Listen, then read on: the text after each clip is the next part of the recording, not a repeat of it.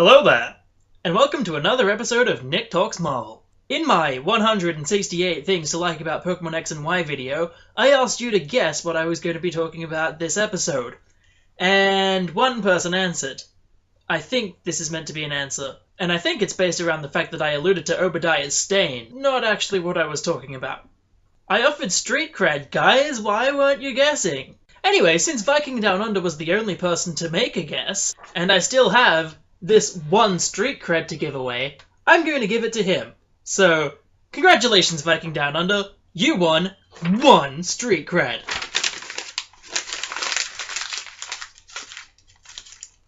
Did you catch it? I hope so. Anyway, no, you're wrong. Today, because I'm uploading this on Halloween, I'm going to be talking about Marvel Zombies.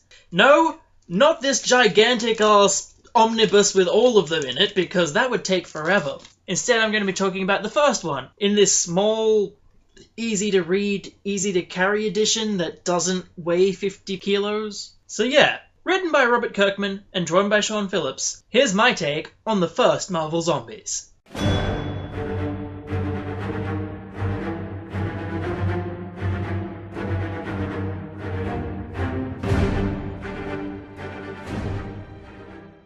As any Marvel fan may know, the Marvel Universe is actually made up of many, many universes. More of a multiverse as it is.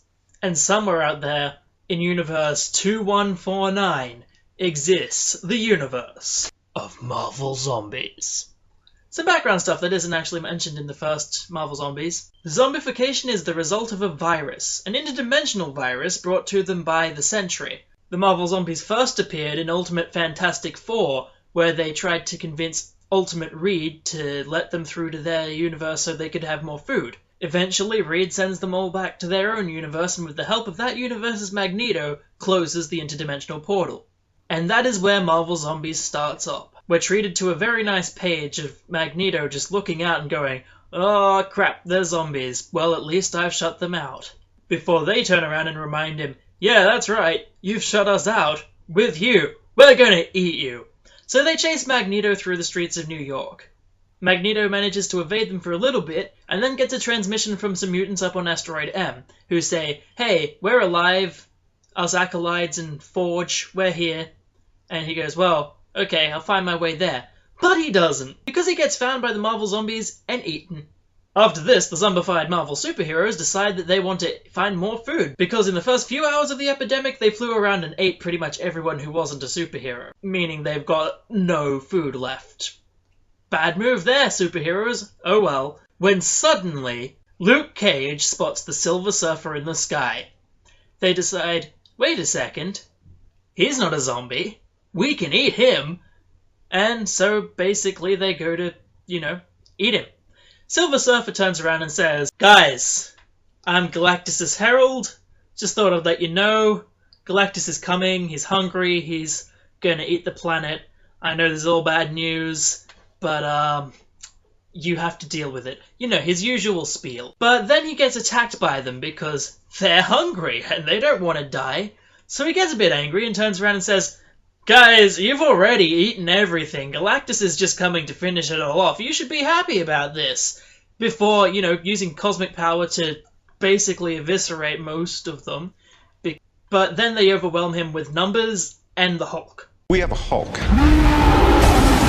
Who, is the Hulk and basically can do whatever he wants, because screw you. Only a handful of the zombified heroes actually get to eat parts of the Silver Surfer, including Cap, Tony, Hulk, Spidey, Hank Pym, and Luke Cage. And because they ate the Silver Surfer, they got the Silver Surfer's powers. So they use these cosmic powers to destroy all of the other guys so that they can't eat their food. And that's when Galactus shows up. Galactus does his usual thing.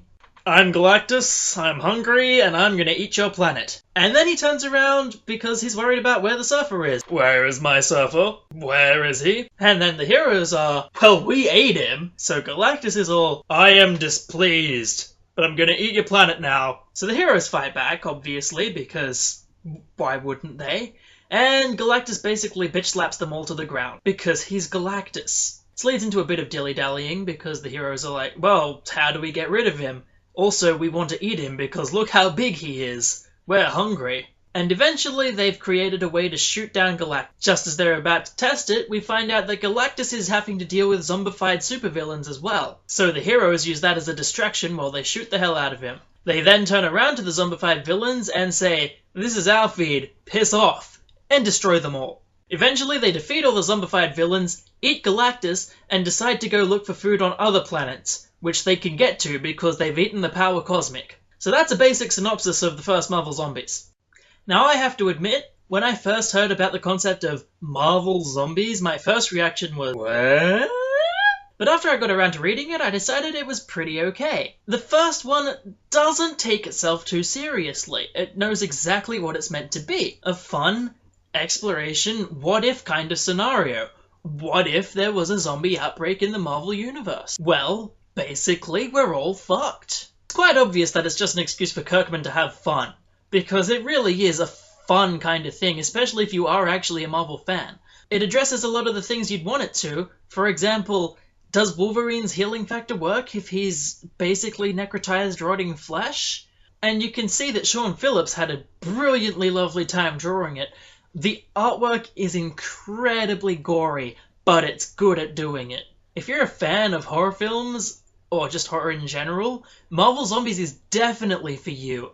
It's gross. It doesn't quite reach the levels of gross that it does in Marvel Zombies 3, but yeah, lots of ick.